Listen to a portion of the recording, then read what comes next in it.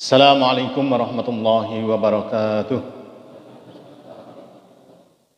Alhamdulillahirabbil alamin. Segala puji bagi Allah Tuhan seluruh sekalian alam.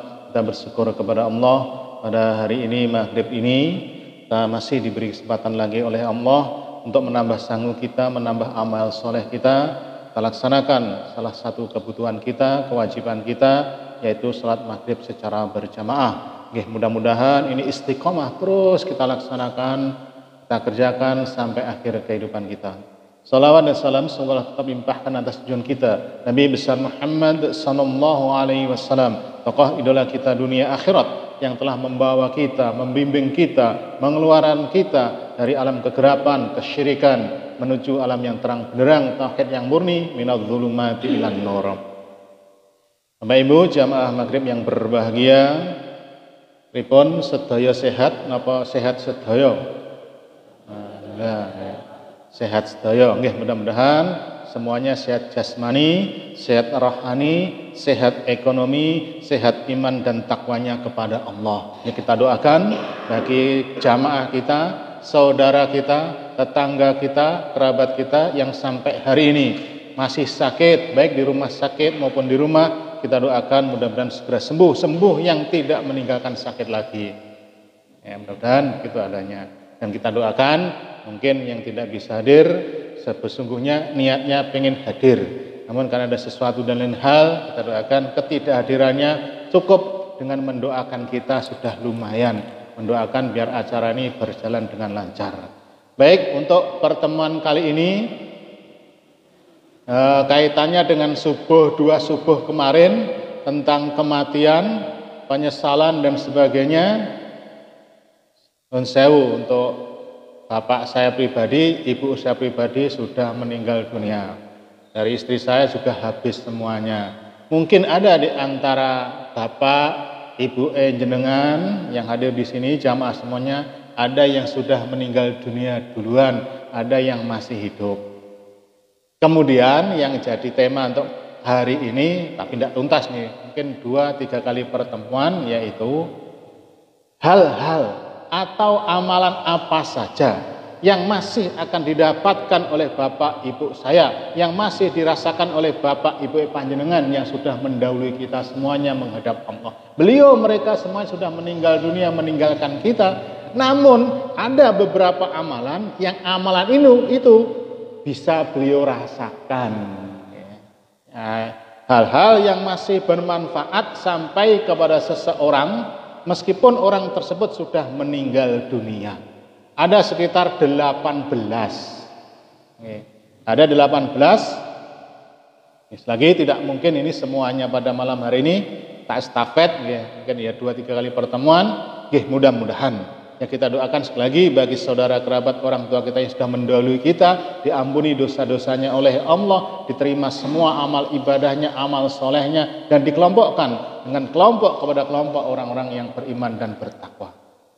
Apa mawon itu amalan itu? 1. Doa orang muslim yang masih hidup, saya panjenengan semuanya umum ini, untuk mereka-mereka yang sudah meninggal dunia. Jadi doa, okay. Apa maksudnya doa itu? Mendoakan. Contoh, ya Allah ampunilah Bapak A. Atau pas jenengan ngaji kitab tiba-tiba kelingan kiyaine dulu, ustate dulu yang ngajari panjenengan alif ba ta. Ora iso ngaji diajari ngaji, guru-guru ngaji teng musala, neng masjid, neng pondok dan sebagainya, jenengan kelingan, ya Allah sudah meninggal dunia, ya Allah ampunilah guru saya, kiai saya, sebut namanya. Orang tua kita jelas itu orang tua kita.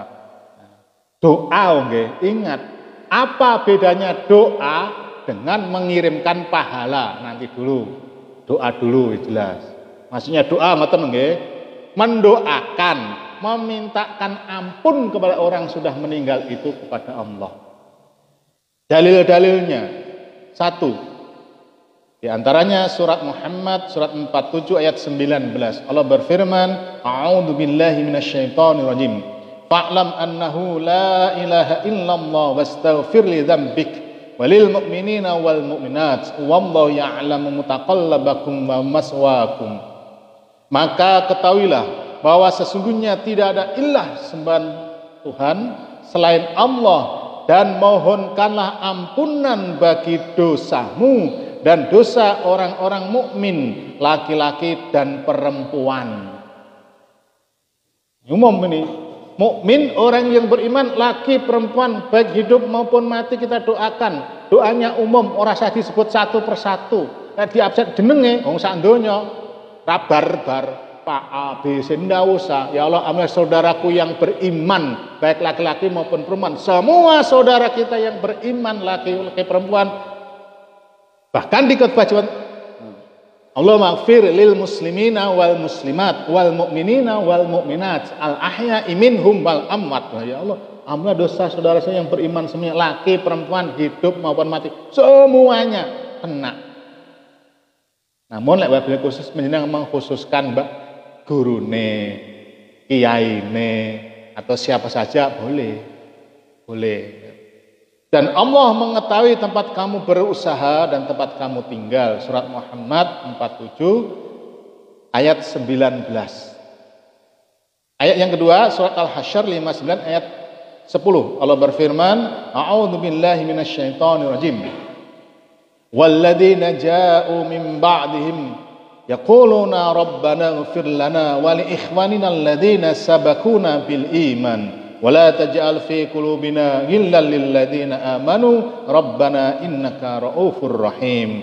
Dan orang-orang yang datang sesudah mereka, yaitu orang Muhajirin dan Ansor, mereka berdoa, ya Rabb kami, berilah ampunan kami dan saudara-saudara kami yang telah beriman lebih dulu daripada kami.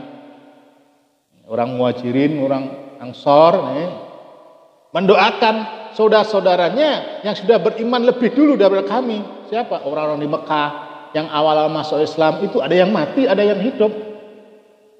Sudah ada yang mati, ada yang dimintakan ampun, didoakan ini.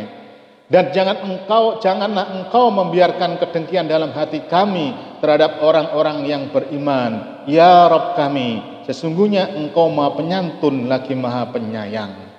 Al-Hasyr 59 ayat 10 kita doakan. Boleh, ya sekali boleh.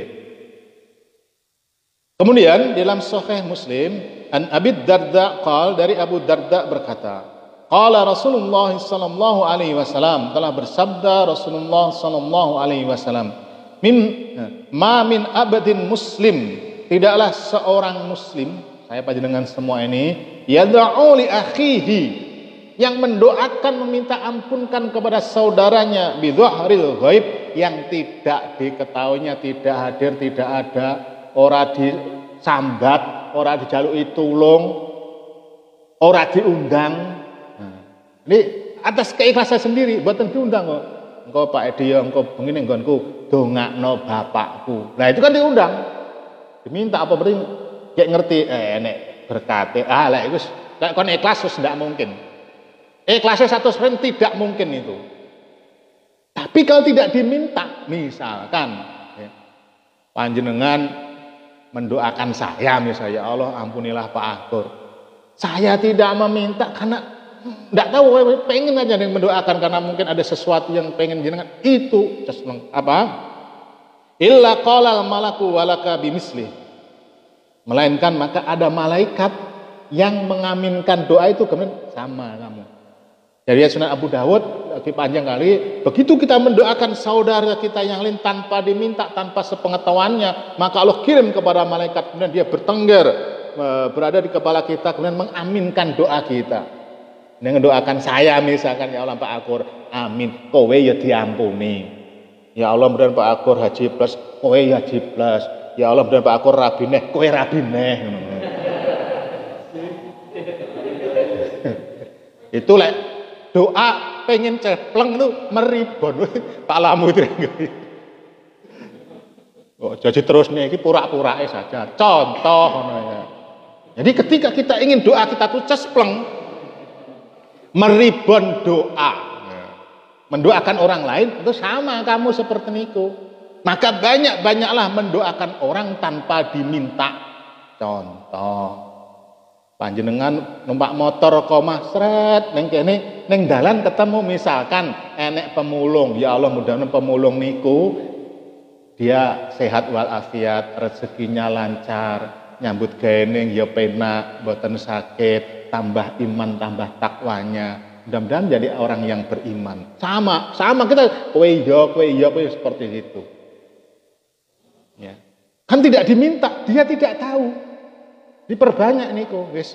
Jadi ketemu sapa ae lah, pokoknya ketemu siapapun, doakan misalnya ruang sugih ya Allah mudah-mudahan itu kesugihannya, kekayaan itu berkah, selalu membantu masjid dan sebagainya. Kowe ya berkah, kowe ya sugih. Lampa enak begitu. Sekali lagi ingat, tidak diminta. Minta pun boleh, tapi ini yang utama itu tidak minta. Tidak dipesen, tidak di kayak apa-apa, orang ngerti pokoknya begitu. Nah sekarang usume kan doa niki doa pesanan. Wong arep haji dititipi doa. Doane ditulis sret, satu doa 100.000. Sing ndongane sing minta didoakan akeh. Begitu biaya hajinya 1 juta, masuk 100 juta. Sesuk budal haji meneh. Kenapa? Untung karena titip doa. Nah, itu selain cerita. Nah, jadi lagi itu dadanya. Kemudian doa-doa misalkan ketika sholat khutbah Jumat itu kan Allahumma ighfir lil muslimina wal muslimat wal mu'minina wal mu'minat al ahya'i minhum wal amwat. Nah, itu kan doa semuanya. Umum, ya Allah, ampunlah dosa kami, saudara kami, orang muslim yang mati, hidup semuanya. Berarti secara tidak langsung saya panjenengan saling mendoakan saudara kita. Mungkin saudara yang di Arab sana kita doakan. Mungkin Raja Salman mendoakan panjenengan semuanya, mendoakan mak-mak, bapak-bapak kita. Begitu saudara-saudara dimanapun semuanya saling mendoakan.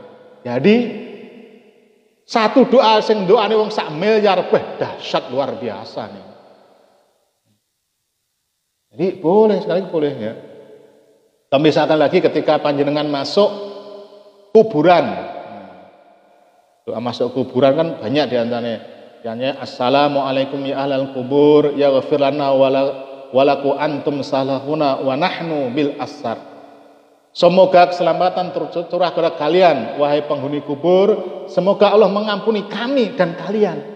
Wong mati didoakan, mengampuni boleh. Boleh, itu keumuman doa boleh. Ingat, mendoakan, memintakan ampun kepada saudara kita yang seiman. Namun kalau dia sama wong kafir tidak boleh. Lek kafir jelas ayatnya surat At-Taubah 9 ayat 113 Allah berfirman, a'udzubillahi minasyaitonirrajim. Maka lin nabiyyi walladzina amanu ayastaghfiru lil musyrikina walau kanu uli qurba mim ba'di ma tabayyana lahum annahum ashabul jahim. Tidak sepatutnya bagi nabi dan orang-orang yang beriman memintakan ampun kepada Allah bagi orang-orang musyrik kafir walaupun orang-orang musyrik itu adalah kaum kerabatnya pak dene budene dan sebagainya. Sesudah jelas bagi mereka bahwasanya orang-orang musyrik itu adalah penghuni neraka jahanam. Ingat, wong kafir tidak boleh. Pertanyaannya pripun? Lek wong Islam ra salat. Lek 100% ndak salat, apalagi mengkafiri hukum salat, kafir dia meskipun KTP-ne Islam. Bodoh ya bodoh. Salat Idul Fitri, salat taraweh, tapi tidak salat, kafir dia. Kalau sudah tidak sholat 5 waktu sekaligus orang ini hukumnya sholat kafir dia. Bahkan kalau Imam Syafi'i kalau dia sholat cuma belang-blonteng, kayak pas waktunya duwe gawe manten ra sholat, pelonggar sholat, waktunya panen sholat, tidak sholat, waktunya tidak panen longgar sholat, nah itu belum dihukumi kafir tapi fasik, tetap dia disolatkan dan sebagainya. Namun imam yang tidak. Apapun alasannya dia orang Islam tidak sholat kafir. Jadi sholat niki sesuatu yang sangat penting sekali. Harus kita jaga betul, harus kita pelihara. Saya panjenengan semuanya laki-laki sejak kita dewasa sampai Mati baru tidak sholat. Sakit apapun asal masih sadar kita masih ingat mbok ora iso obah wajib sholat. Piye wudune? Lah iso diwudokne. Lah ora iso sembayangne wudu sholat. Jadi kalau orang tidak sholat seperti ngoten itu. Kemudian pripun bedane mendoakan dan mengirimkan mentransfer pahala kita. Ya Allah, aku maca Al-Qur'an 30 juz. Sudah diketahui secara bersama bahwasanya maca Al-Qur'an ini oleh pahala. Cuma ya Allah, untuk maghrib isya niki saya maca 3 juz, pahalane bukan untuk saya, tak kirimne ning bapake Pak Akur.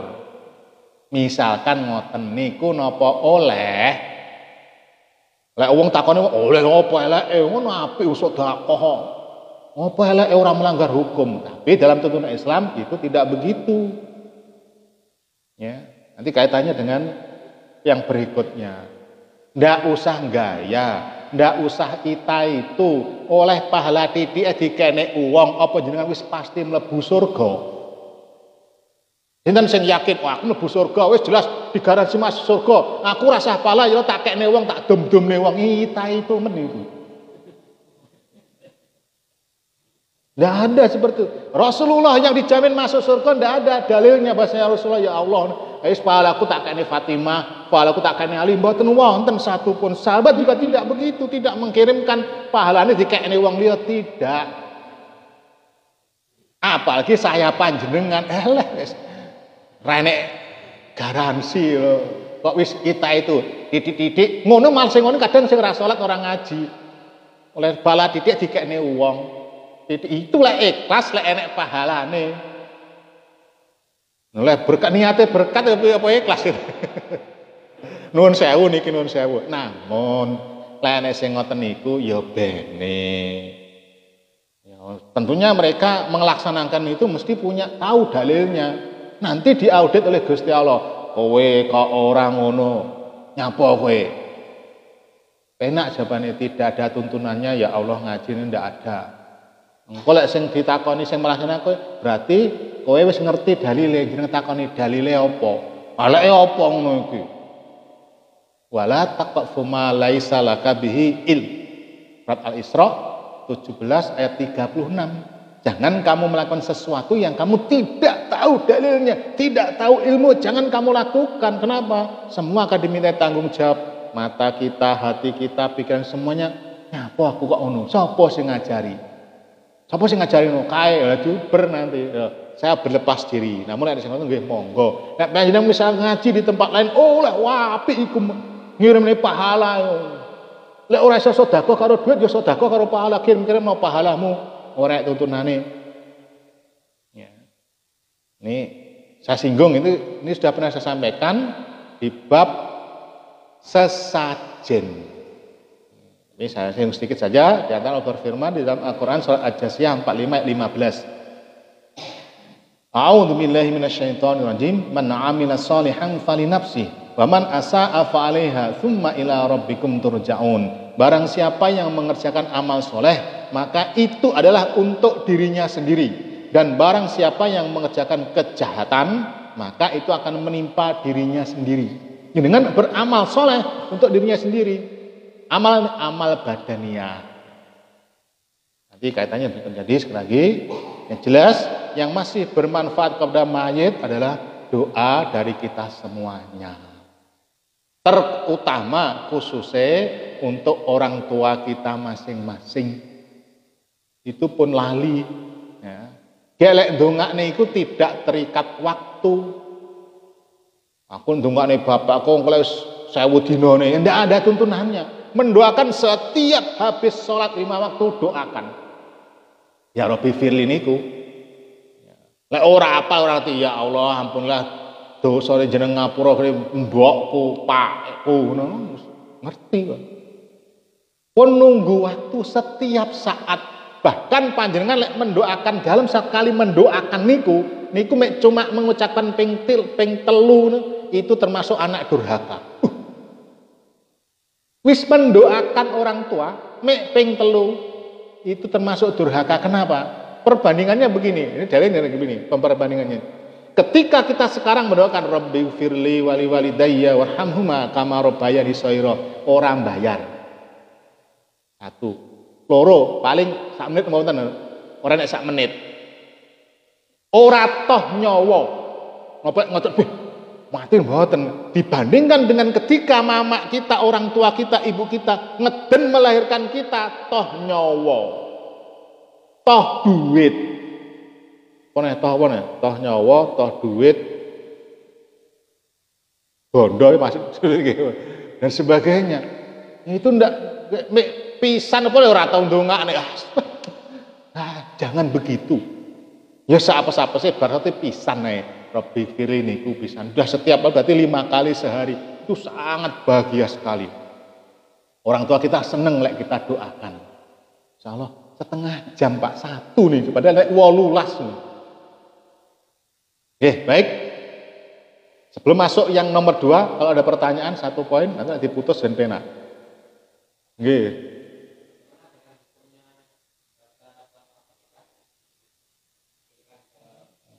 Ya. Khususan ila ruhi Bapak bla bla bla bla fil kubur Al-Fatihah. Saya tidak tahu ada tuntunan memboten. Yang jelas kalau dari dalil selama saya ngaji tidak ada tuntunane. Apik Pak ngiring Al-Fatihah, apik. Apik niku.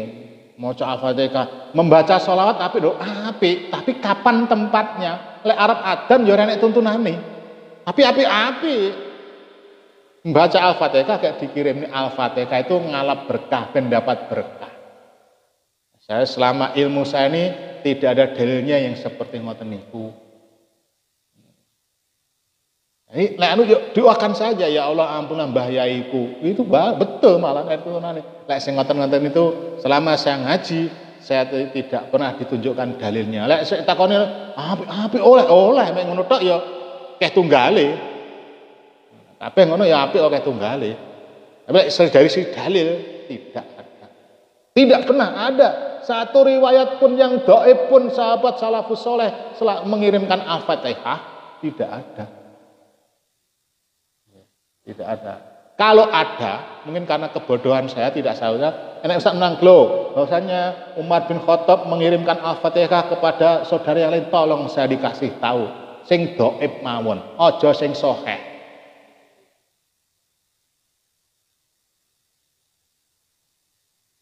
Nggih. Nggih.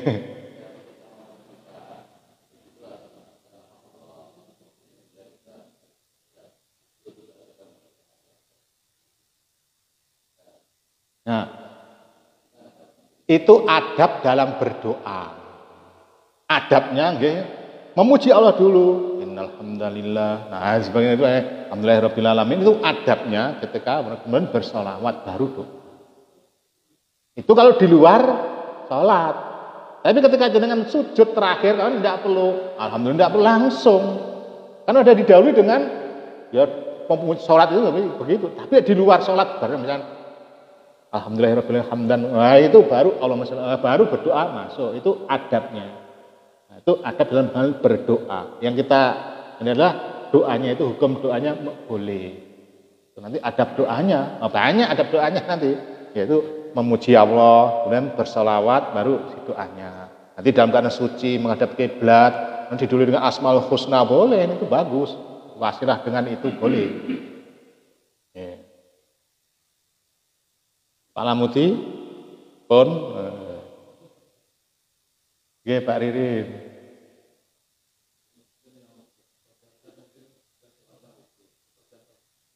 Nggih. Nah, pripun lek misalnya sehat kayak ngaten normal kan, ya wajar normal itu ibadah ya normal. Pripun lek pas sakit, blek stroke. Saya sampaikan tadi bahwa sholat itu kewajiban yang tidak bisa ditinggalkan apapun bentuknya. Selama dia ininya waras, bisa berpikir. Ora iso apa-apa diwudukne anake, bojone sing nunggu. Sing nunggu yo ora salat itu sing blaen. Sanggep aja wis dia dhewe. sebatang kara stroke pisan orang sing rawat. Pripun? Selama dia masih ini, ya Allah ndak bisa wudu sebenarnya dia membayangkan lek wudu ngene baru salat. Jadi memang lek orang-orang sakit niku nggih memang punya keterbatasan. Pripun lho kene kabeh enek teleke, enek pipise dan sebagainya ndak apa-apa. Tidak memungkinkan, tapi tetap sholat itu tidak bisa ditinggalkan. Nah, pertanyaannya, enek pendapat, saya tidak tahu pendalilannya. Misalkan, kok enek wong mati, kemudian senang dihitung-hitung saya takoni, Bu, bojomu mati pirang dino ra sholat, wah itu 3 tahun ra sholat atau Pak stroke. Wah, akhirnya begitu mati, dia total seret 3 tahun berarti dhuwure iki misalkan ping 2000 kali, isak 2000 kali. Teluk nih uang kowe salat isak 2000 kali. Santine 200 berarti ping 10-10 nyo berkate nyo duite. Dikodok namanya niku. Kodok tidak begitu penempatannya. Kodok itu ketika kita tertidur lupa baru mengerjakan. Itu namanya kodok. Ada dalilnya sahih. Kodok ketika jenengan misalkan lembur sampai jam 2 belek tangi-tangi jam 09.00 awan misalnya begitu. Itu dikodok subuh waktu ya jam 09.00 niku. Atau lali. Mosok salat lali apa bisa ya? Ya mungkin ra sibuk malah lali. Eling-eling lho, mambengi isa aku rung salat. Kelingane asar. Ya pas itu namanya dikodok boleh. Tapi wong ndak salat dikodok penak wong sugih rek. Ora usah salat, engko kan di salat nih. Wis wong sugih miliarder, wong siji kok nyelat aku ya 1 juta. Apa penak carane penak wong sugih. Lek saya ya blaen ana begitu, penak wong sugih ora usah syariate ora usah salat ora apa-apa sing penting sugih. Tapi wonten sing ngoten iki wonten. Ya dipahami diplencengkan dari kodok tadi. Jadi ndak salat mati, di salatnya itu ditebus. Kayak napa wonten Pak sing ditebus niku ke ikhlas lillahi taala. Mesti diomongi, Pak ya Pak Edi kok salatnya bapak iki subuh ping 100. Ya, misalkan rata-rata 2 menit. 2 menit kayak ping 100. Itu berarti berjam-jam subuh sampai dur sik salat subuh wong ndelok iki, Pak salat apa iki, Pak? Aku nyolatne wong. Nah, lain lah itu. Salat kewajiban pribadi masing-masing. Anak ndak bisa. Turu tak salatne. Lha ora enek critane. Tidak ada hukum seperti itu. Namun, lek sehingga saya berlepas diri dari orang yang berpendapat seperti ngoten niku. Salat mutlak kewajiban saya panjenengan masing-masing balik sampai mati. Ndak bisa di bojone anek ora iso dhewe-dhewe. Tidak bisa ngoten niku. Tapi lek sakit tetap ada syariatnya, tuntunannya lek sakit niku pripun. Aturan mainnya ada nanti. Bab fikihnya tentang sholat bagi orang yang sakit. Ada lagi? Wonten. Nah,